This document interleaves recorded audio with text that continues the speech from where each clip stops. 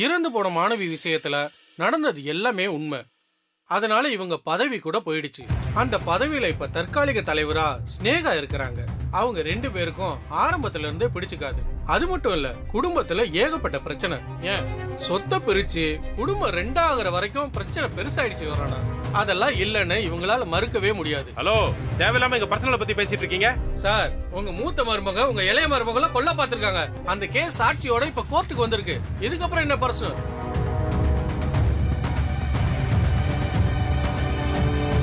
Your honour, வித்யா இந்த கேஸ்ல இருந்து வெளியே வந்துட்டா ஸ்னேகா தன் தலைவர் பதவியில இருந்து கீழே இறங்க வேண்டியது வரும். அது அவங்களுக்கு பிடிக்கல. அதான் இவங்களை லாக்அப்லயே வச்சு கதையை முடிக்க ஏற்பாடு பண்ணிருக்காங்க. இதான் நடந்திருக்கு யுவர் ஆனர். இந்த வழக்குல ஸ்னேகாவும் ஒரு குற்றவாளி தான். அவங்களுக்கும் தண்டனை கொடுக்கணும் யுவர் ஆனர்.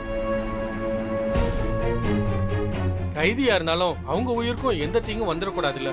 அதானே சார் நம்ம சட்டம். நீங்க ஏதாவது சொல்லணுமா? ஐயா, எங்க கிட்ட இருந்த ஒரே சாட்சி இவங்க மட்டும்தான். ஆனா இவங்க ஏன் இப்படி பேசுறாங்கன்னு எனக்கு புரியல. ஏமா, உன்னை யாராவது மிரட்டுறாங்களா? இல்ல. ஏய், என் உயிரை பணைய வச்சு உன்னை காப்பாத்தின. அதுக்கு நீ செய்யற நன்றி கடன் நிதானா?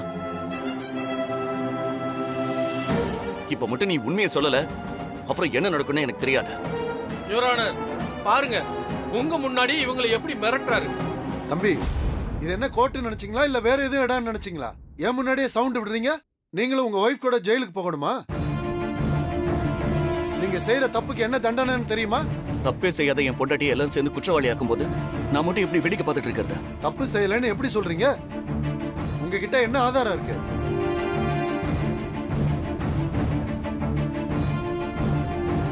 ஆதாரத்தை காட்டிட்டு பேசணும்.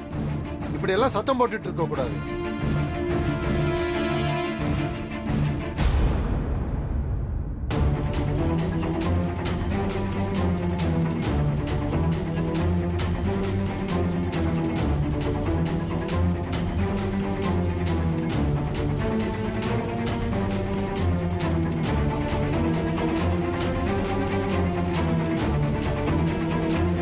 நடந்த சம்பவங்களையும் சாட்சியங்களையும் வைத்து பார்க்கும்போது வித்யாதான் குற்றவாளி என்பது நிரூபணமாகிறது.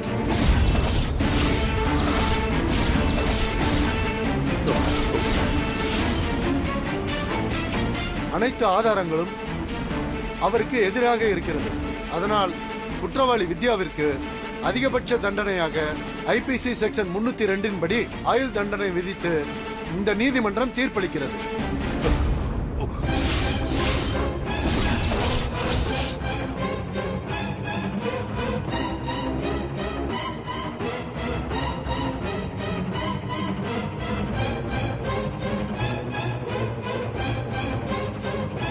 நிறுத்துங்க.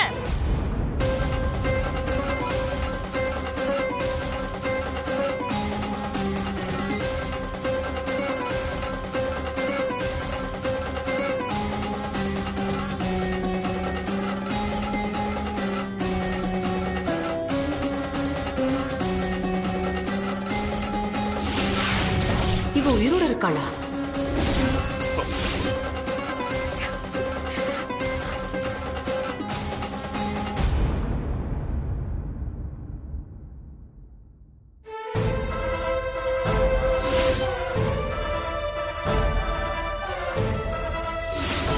இவ எப்படிடா? தெரியல மேடம். எப்படா?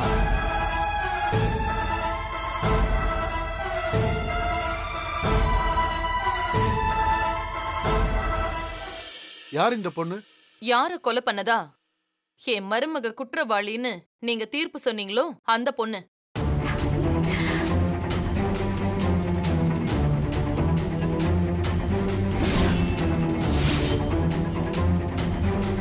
ஸ்டூடெண்ட் ராஷ்மிகா. என்னையா, இந்த பொண்ணதான் வித்யா கொலை பண்ணிட்டதா சொன்னீங்க? அந்த பொண்ணு உயிரோட வந்து நிக்குது. உண்மை என்னைக்குமே சாகாது. அம்மா, நீ மேல வாமா.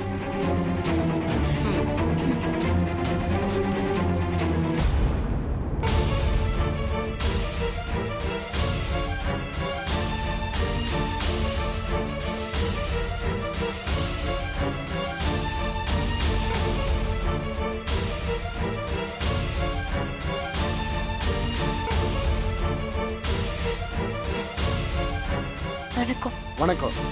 என்னம்மா நடந்துச்சு?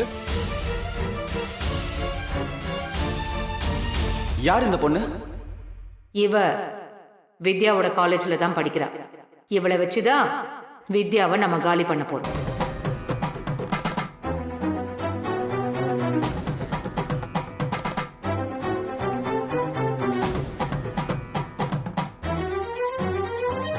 இது பென் கேமரா. உன் பாக்கெட்ல வச்சுக்கோ. நான் சொல்ற மாதிரி அவகிட்ட பேசு. ம்?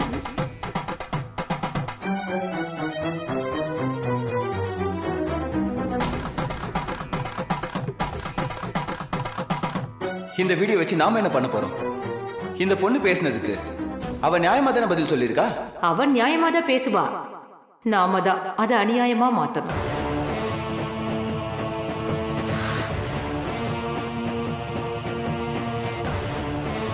இவ்வளவு நடந்தா அவ திமிர அடங்கல. ரொம்ப ஆணவமா பேசுறான். அவ நிரபராதின்னு நிரூபிப்பேன்னு சொல்றான். அந்த வித்யாவை அழிக்கிறது தான் எங்க நோக்கம். அதுக்கு தான் உன்னை யூஸ் பண்ணோம். ஆனா இந்த எஃபெக்ட் பத்தல. அதனால இப்போ நீ செத்துட்டேன்னு வையேன், நீ கொடுத்த பேட்டியை வச்சுதான் வித்யா தான் உன் சாவுக்கு காரணம், பிரச்சனையை அழகா ஃப்ரேம் பண்ணிடலாம்.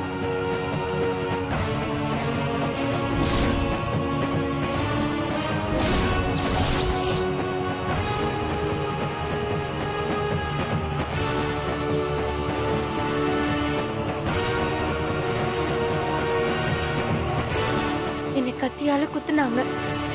நான் இறந்துட்டதான் நினைச்சு என்னை தூக்கி போட்டுட்டு போயிட்டாங்க. அப்போ ஒருத்தர் வந்து என்னை காப்பாத்தினாரு. நான் உயிரோட இருக்கிறது தெரிஞ்சா என் உயிருக்கு மறுபடியும் ஆபத்து வரும்னு என்னை பாதுகாப்பா வச்சிருந்தாரு. ஐயா, நான் பேராசைப்பட்டு தப்பு பண்ணிட்டேன். நான் தான் நடந்த எல்லா பிரச்சனைக்கும் காரணம். என்ன மன்னிச்சிருங்கய்யா. வித்யா மேடம் ரொம்ப நல்லவங்க. அவங்க நல்லது மட்டும்தான் பண்ணிருக்காங்க. என்னை இந்த நிலைமைக்கு ஆளாக்கி அவங்களுக்கு தண்டனை வாங்கி கொடுக்க நினைச்ச யாரையும் சும்மா விடாதீங்கய்யா. எல்லாருக்கும் நீங்க கடுமையான தண்டனை கொடுக்கணுங்கய்யா.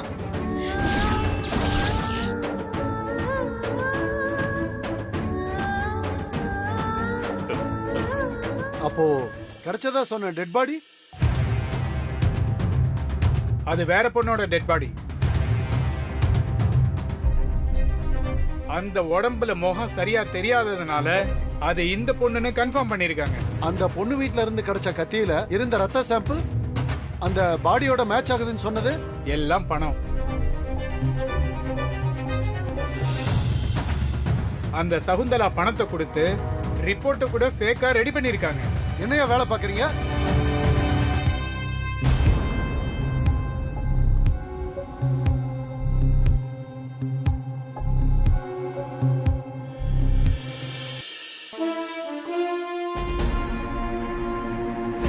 அம்மா, நீ தெளிவா தானே இருக்க? உன்னை யாரும் மிரட்டலையே? இல்லங்கய்யா, நான் தெளிவா தான் இருக்கேன். இந்த வழக்கில் குற்றம் சாட்டப்பட்ட வித்யா என்பவர் நிரபராதி என்பது உறுதியாகிறது.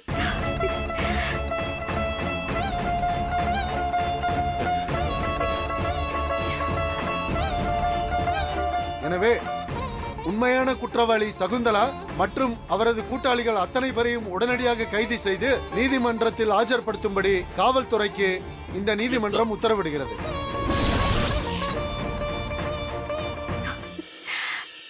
வித்யாவிற்கு நடக்கவிருந்த அநீதிக்கு இந்த நீதிமன்றம் தன் வருத்தத்தை பதிவு செய்கிறது.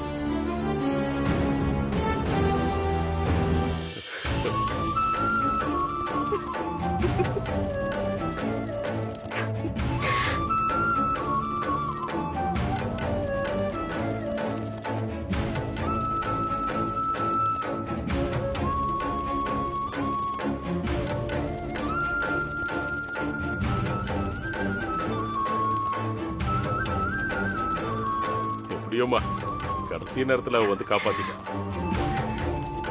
வாமா.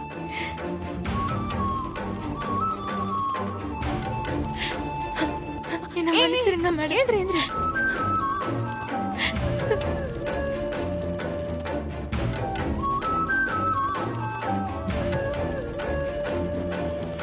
திருந்திட்டல, இனிமே நல்லா படிச்சு முன்னேற பாரு. பொய் யாரையும் வாழ வைக்காது, உண்மை யாரையும் சாகவும் விடாது. அத புரிஞ்சுக்கோ.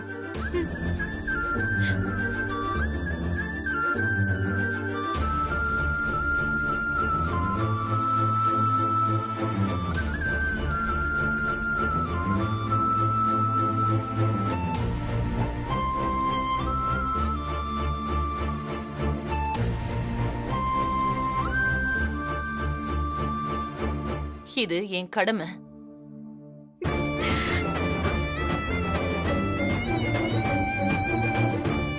அடுத்த கேஸ் என்ன? மேடம்,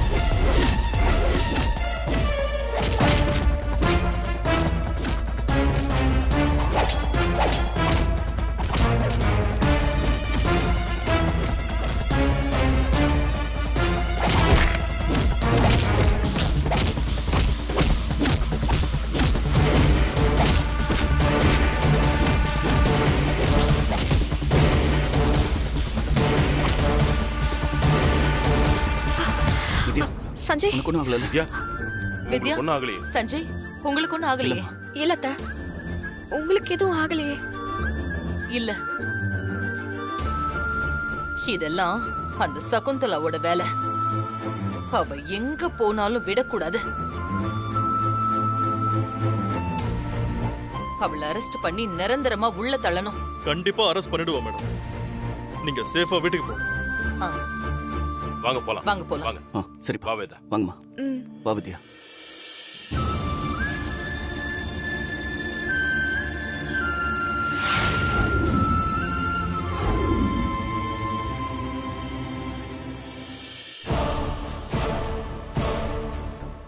கோர்ட்டுல தண்டனை கிடைச்சு நிரந்தரமா ஜெயிலுக்கு போவான்னு பார்த்தா திரும்ப வீட்டுக்கு வர போறாளே, அதுவும் அத்தையோட சப்போர்ட்டோட திரும்பி வர போறா. இதுக்கப்புறம் நான் எதுவும் பண்ணாம இருந்தா எனக்கு இந்த வீட்டுல மரியாதை இருக்காது. இப்ப இருக்கிற அசோசியேஷன் தலைவர் பதவியும் போயிடும். அதுக்கப்புறம் அந்த வித்யாவுக்கும் அத்தைக்கும் அடி பணிஞ்சு நடக்கிற நிலைமை வந்துடும். அதுக்கு நான் இடம் கொடுக்க கூடாது. ஏதாவது பண்ணணும்.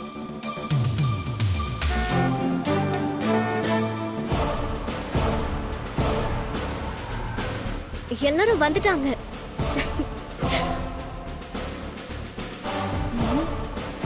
என்ன பண்ணலாம்?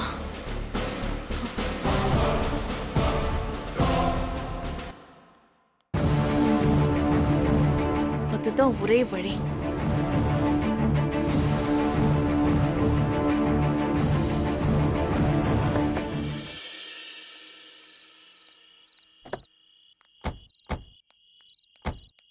ஒரு நிமிஷம். என்னங்கப்பா, பத்த வைங்க.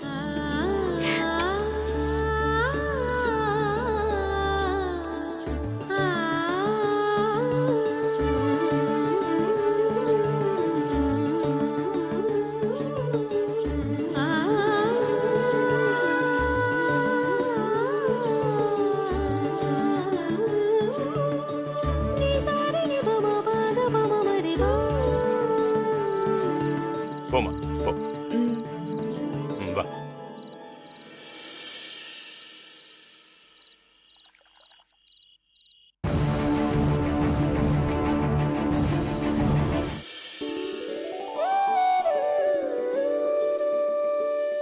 வித்யா சாமி கும்பிடுமா, போமா.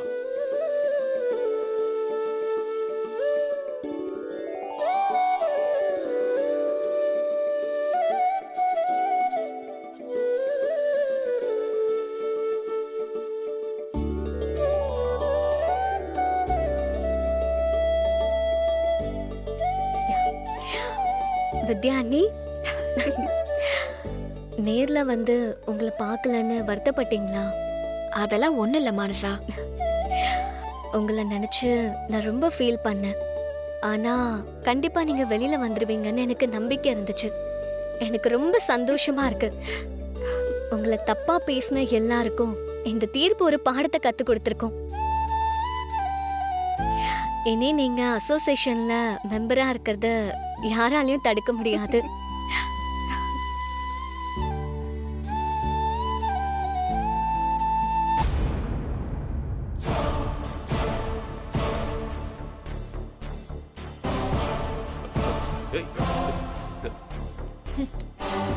என்னம்மா ஸ்னேகா, இந்த நேரத்துல பேக் எடுத்துட்டு எங்க கிளம்பிட்ட? என்னங்க, என்னைய அம்மா வீட்டுல விட்டுருங்களேன்.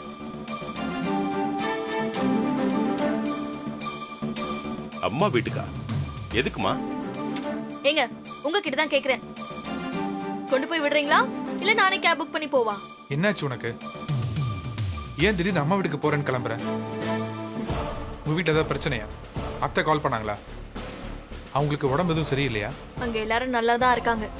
எனக்கு தான் மனசு சரியில்லை. நானா தான் போறேன். ஏன் திடீர்னு நல்லா தானே இருந்த? அவ்வளவுதான் நீங்க என்ன புரிஞ்சுக்கிட்டது. ஸ்னேகா, என்ன பிரச்சனை? என் அம்மா வீட்டுக்கு போனேன்னு சொல்றேன். எதுக்காக இத்தனை கேள்வி கேக்குறீங்க? இப்ப என்ன கூட்டிட்டு போய் விட முடியுமா முடியாதா? சரி சரி வா. ஸ்னேகா, போயிட்டு எப்ப வருவ? எப்பவுமே வர மாட்டேன்.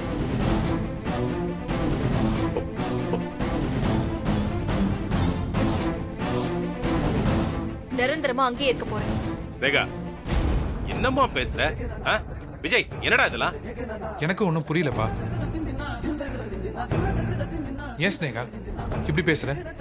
நான் யார் கூடயும் சண்டை போட விரும்பலைங்க. எனக்கு எங்க வாழ பிடிக்குதோ நான் அங்கேயே இருக்கலாம்னு நினைக்கிறேன். அவ்வளவுதான்.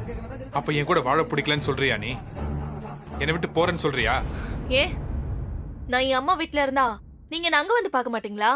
அண்ணி, என்ன தனி கொடுத்தனம் போகலான்னு முடிவு பண்ணிருக்கீங்களா? தனி கொடுத்தனமா? ஏன் போனா என்ன தப்பு?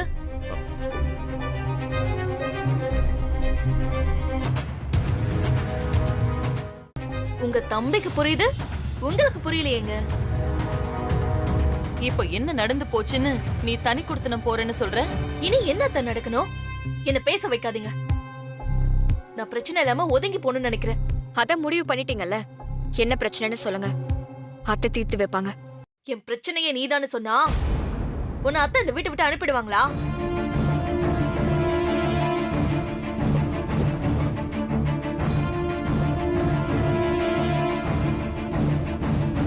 ஸ்னேகா, என்ன பேச்சு பேசுறோம்? பதறாதீங்க மாமா. நான் அப்படி சொல்லவும் மாட்டேன். அத சொன்னாலும் நடக்காது. அண்ணி, ஏன் இப்படி பேசுறீங்க? சொத்து பிரிக்கணும்னு சொன்னீங்க, பிரிச்சாச்சு. குடும்பம் ஒண்ணா இருக்கணுங்கிறது அம்மாவோட கனவு. அதை ஏன் கெடுக்குறீங்க?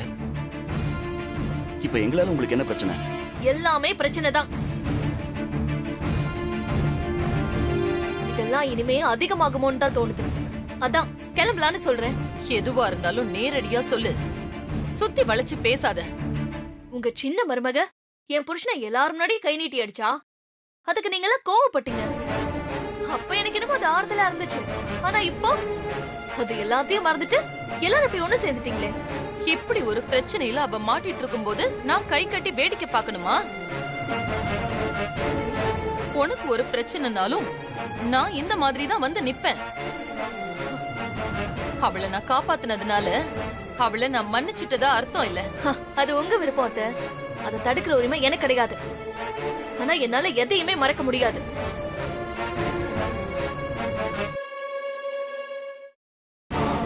அந்த கோவத்துலதான் நான் அவளை பத்தி தப்பா 4 வார்த்தை பேசினேன். அதுக்கு நீங்க என்ன அசோசியேஷன் மெம்பர்ஸ் முன்னாடி ஆரம்பிச்சீங்க. அது தப்பு இல்லன்னு என் புருஷனையே சொல்ல வச்சீங்க. அது ஒரு தற்காலிக பதவியா இருந்தாலும் அதுல எனக்குன்னு ஒரு மரியாதை இருந்துச்சு. இனி எனக்கு அது கிடைக்குமா? அதான் வந்துட்டாங்களே, இனி இவங்களே அந்த பதவியில உட்காந்துக்குவாங்க. வீட்லயும் மரியாதை இல்லாம இப்ப வெளியிலயும் மரியாதை இல்லாம ஒரு டம்மியா என்னால இந்த வீட்ல இருக்க முடியாது. உங்க பையங்கிற ரத்த பாசத்துல எல்லாத்தையும் பொறுத்துக்கிட்டு இவர் வேணும்னா இங்க இருக்கலாம். என்னால அப்படி வாழ முடியாது.